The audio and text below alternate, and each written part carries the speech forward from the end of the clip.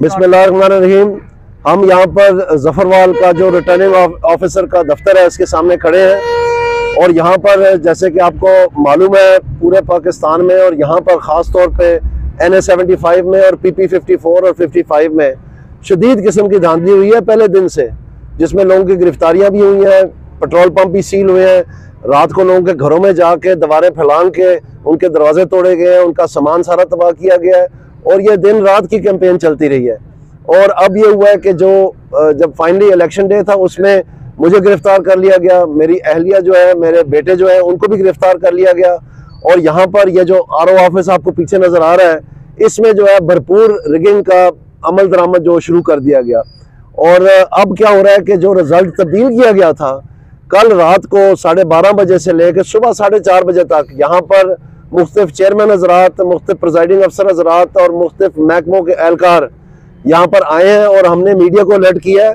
ये मीडिया सामने खड़ा है, ये गवाही देंगे। यहाँ पर सारी रात सुबह 4:30 बजे तक ये थैले खोल के और रिजल्ट टैली करने की कोशिश कर रहे हैं। आपके जो रिजल्ट उन्होंने दिया है, जाहिर बात है थैले जो है वो तो उनका साथ नहीं देते, तो उसको अब टैली करने की कोशिश की जा रही है।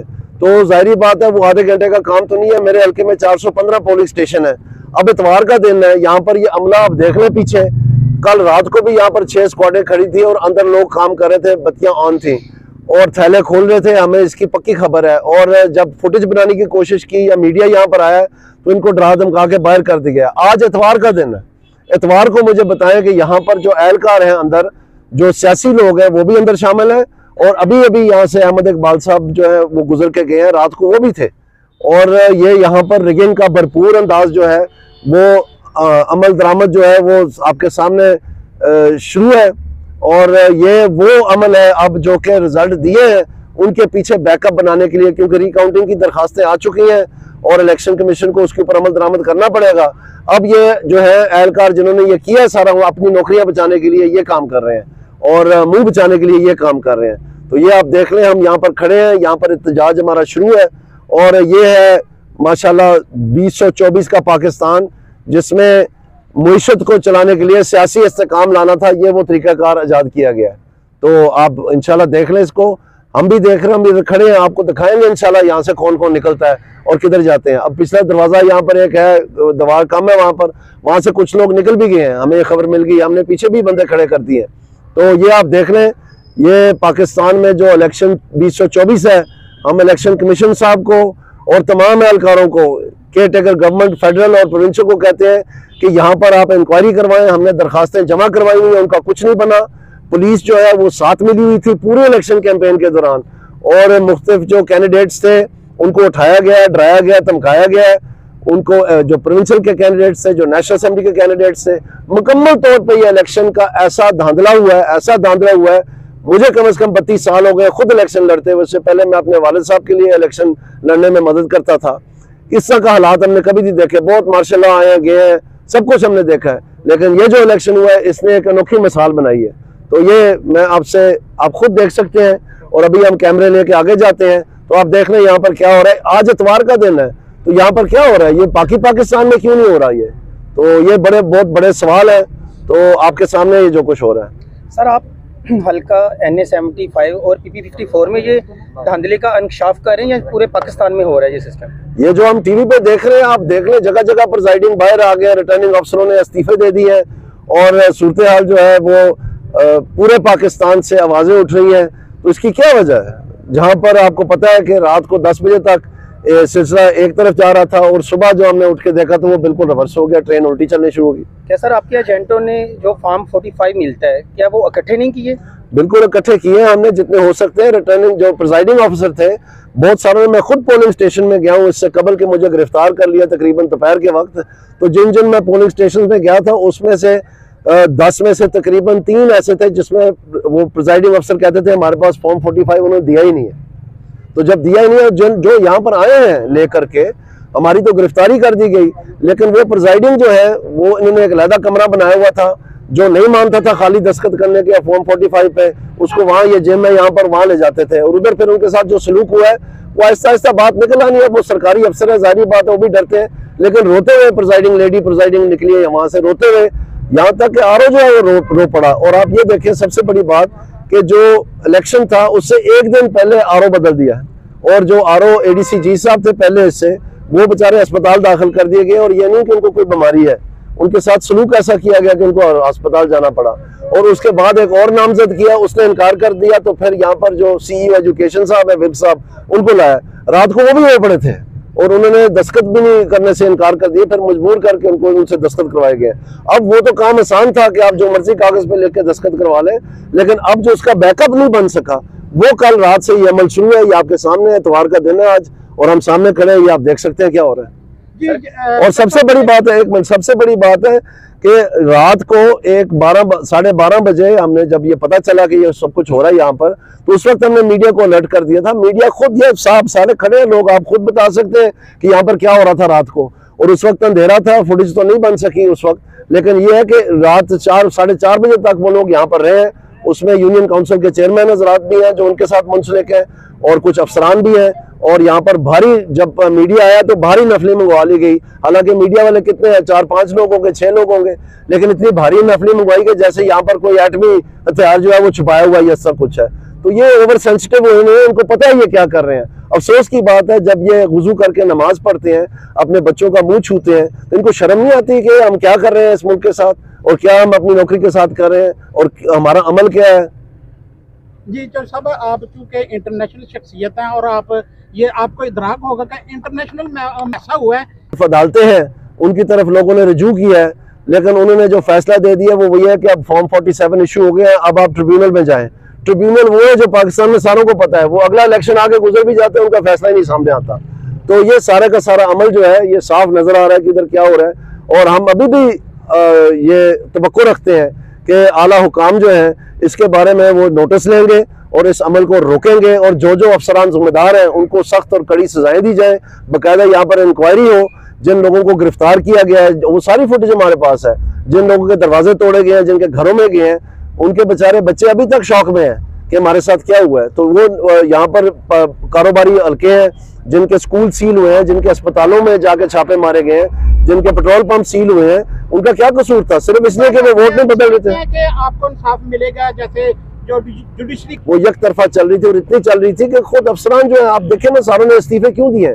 ये जगह जगह पूरे पाकिस्तान में जो इस्तीफों का अमल सामने आ रहा है, आरओ इस्तीफे दे रहे हैं, प्रिजाइडिंग कह रहे हैं कि जी हम नहीं करते। अब वो मुहब्बे वतन पाकिस्तानी है, मुसलमान है, माशाल्लाह अल्लाह को मानने वाले हैं, और उनके साथ जब आप इस तरह का गलतकारी करवा रहे हैं तो ये खुद सोचें। मैंने आपको कहा है, जब ये वुजू करके नमाज पढ़ते हैं तो ये सोचें कि इनके अमाल क्या है और आगे जाके इन्होंने जवाब क्या देना है।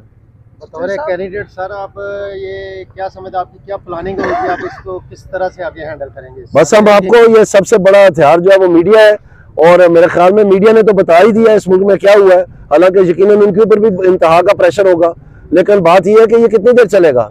ये अगर आपने मईशत इस्तेकाम करनी है, सियासी इस्तेकाम लाकर, तो सियासी इस्तेकाम आपके ख्याल में इस तरह से आना है जो आप कह रहे हैं कि कटन फैसले आपने आगे करने हैं कि पाकिस्तान की मईशत बहाल हो जाए, इस तरह से तो बिल्कुल नहीं आना, बल्कि उसका उलट होना है। और ये मैं आपको बता दूं कि महंगाई और बेरोजगारी इस कदर होगी इस मुल्क में, आपको शायद ये मालूम नहीं है। मुझे जहाँ गिरफ्तार किया हुआ था पुलिस लाइन में, उन्होंने वो मुझे बता रहे थे कि गिरफ्तारी के दौरान के ये जिला नारोवाल में जो ये छोटे जराइम है, जिसमें चोरी चकारी इस तरह के जराइम है, जिसको इकोनॉमिक हालात से मुंसलिक किया जाता है कि लोग भूखे मर रहे हैं, वो दुगने हो गए जिला नारोवाल में पिछले 1 साल में।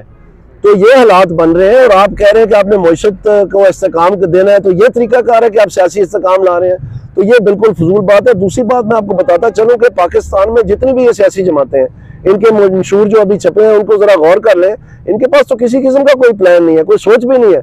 यानी ये डोर सिर्फ जा रहे हैं, लेकिन सिरा इनको मिल नहीं रहा। उनको पता ही नहीं है मईशत को क्या मर्ज है, प्रॉब्लम आइडेंटिफिकेशन ही नहीं सही हुई है। आप ये वापा की मिसाल ले लें, 566 अरब की चोरी हुई है इस साल, तो उन्होंने होल ऑफ गवर्नमेंट अप्रोच बनाया कि जी इसको अपने रोकना है चोरी को। तो उसके बाद 55 बिलियन इकट्ठा करके 3 महीनों में, उसमें पुलिस भी, उसमें डीएमजी, उसमें पता नहीं कौन कौन से महकमे शामिल कर लिए उन्होंने। तो उसके बाद उन्होंने कहा जी प्रोग्राम कामयाब हो गया, अब सर्दियां आ गई है तो बिल अब इकट्ठे नहीं हो सकते। वो जो बचत होनी थी 500-600 अरब की, जो बिलों में कमी की शक्ल में सामने आनी थी अवाम के लिए, वो तो इन्होंने साबित कर दिया कि हम फेल हो गए। इसलिए इनका एक एडमिनिस्ट्रेटिव अप्रोच से ये काम नहीं चलना है, आपको इंसेंटिव्स अप्रोच की तरफ आना पड़ेगा, और पूरा इकोनॉमिक ट्रांजिशन प्लान चाहिए इस मुल्क को। और अफसोस से मुझे कहना पड़ता है कि हमारी सियासी जमातों में वो सख्त मौजूद ही नहीं है।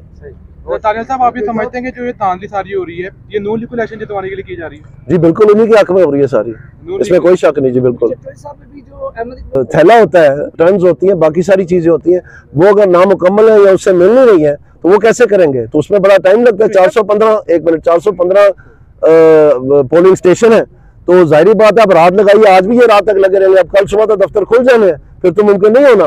तो इसलिए ये इस वक्त ये कर रहे हैं सारा कुछ। और ये मुझे मतलब शर्म की बात है कि बज़ाहिर तो ये बड़े अपना शक्लें बनी हुई है इनकी, जनाब हम बड़े पारसा है और अमन तलीम और तरक्की, और अमन तलीम और तरक्की तो दरकनार, यहाँ तो सिर्फ धांधली और धांधली लाई है इन्होंने। सर आप सीनियर पार्लियामेंटेरियन रहे हैं, आपको जिस दिन अगवा किया गया, मैं तो अगवा ही समझूंगा कि आपके ऊपर उन्होंने फोन किया कि ज़ाब्ता इखलाक की खिलाफवर्जी के ऊपर जो है वो थाने रखी हो जाता है। आप ये समझते हैं कि ज़ाब्ता इखलाक की खिलाफवर्जी के ऊपर ये हमारी फौजदारी केस में आपको अंदर डाल दिया जाए? एक तो ये है कि आप फौजदारी में अंदर गए हैं कि पुलिस ने आपको अपनी कस्टडी में रखा है, या कि आपके ऊपर इल्ज़ाम है ज़ाब्ता इखलाक की खिलाफवर्जी। और हम लोग देख रहे हैं कि आज के दिन 10-20 की फ्लैक्सीज, बड़ी फ्लैक्सीज ज़फरवाल में लगी हुई है इलेक्शन के ज़ाब्ता इखलाक में, 2.5-4 के अलावा फ्लैक्स लगाने की परमिशन। इसमें ज़ाब्ता इखलाक का मेरे भाई कोई चक्कर नहीं है, बिल्कुल भी नहीं है। आप मुझे ये बात बताएं, मुझे जब गिरफ्तार किया इन्होंने तो इन्होंने मुझे कहा कि आपको सिक्योरिटी थ्रेट है, तो इसलिए हम आपको हिफाजत में ले रहे हैं क्योंकि आपके ऊपर हमला होने वाला है और हमने आपकी जान बचाई है। उन्हें बात तो सुन लेना भाईजान, बात तो सुन लेना। तो उसके बाद जो मुझे तो चले इन्होंने ये क्या कर दिया, और एक पर्चे में जो मुझे मेरे में चल के जमा करवा दिए, जो कि वो नामालूम के सिलसिले में, वो तो सारी इंक्वायरी होगी, हम दरखास्त देंगे उसके लिए भी कल सुबह, क्योंकि आज इतवार का दिन, आज तो हम नहीं दे सके, मुझे तो अभी उन्होंने रिहा किया कल शाम को। तो इसमें जो बात सोचने वाली है वो ये है कि मेरा बेटा कॉलेज पढ़ता है, मेरी वाइफ जो है वो इस्लामाबाद से आई है, वो तो कैंपेन में शामिल ही नहीं थे जो मेरी वाइफ है, और मेरा बेटा जो है वो कॉलेज में पढ़ता है, उनको क्यों गिरफ्तार किया, क्या किया था उन्होंने? तो ये तो साफ है, मतलब सबको अच्छा मीडिया वाले पूछते हैं जी आपने फिर वो काम को बताया, और भाई वो काम ही तो हमें उठा के लेके गए, हम किसको बताएं?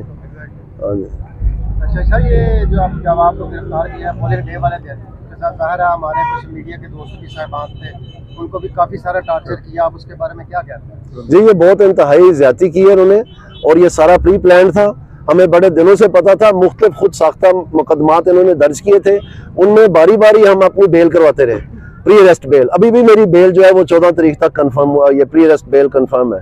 तो उसमें सूरत ये है कि फिर उसके बाद इलेक्शन से एक दिन पहले उन्होंने एक और वाकया किया। यहाँ पर करीब एक गांव है जो कि आबाई गांव है अवैस कासिम साहब का, जो PP 54 के कैंडिडेट थे, रूपोचक उसका नाम है, वहाँ का एक वकूआ उन्होंने बनाया, और उसमें नामालूम अफराद के अमाह पे अभी उसकी कोई इंक्वायरी नहीं हुई है, किसी को उन्होंने पकड़ा नहीं है, तो उसमें उन्होंने कह दिया कि जनाब ये दानियाल साहब को हमने ले गया।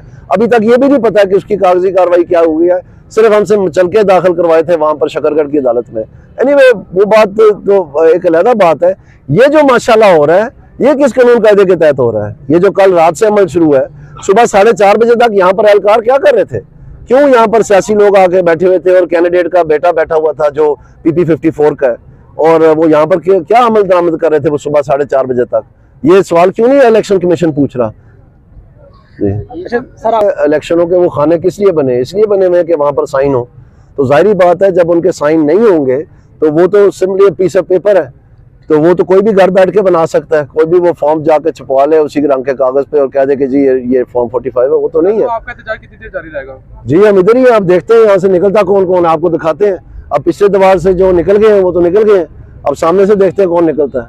और आप ये बताएं कि इतवार के दिन यहाँ पर कोई एटमी हथियार इन्होंने छुपाया हुआ जो इतनी नफली ये लाए हुए, और अभी आप देख लें यहाँ पर हमारे होते होते और भी आ जानी है इंशाल्लाह। मजीद आ गई। जी ठीक है सर, ओके।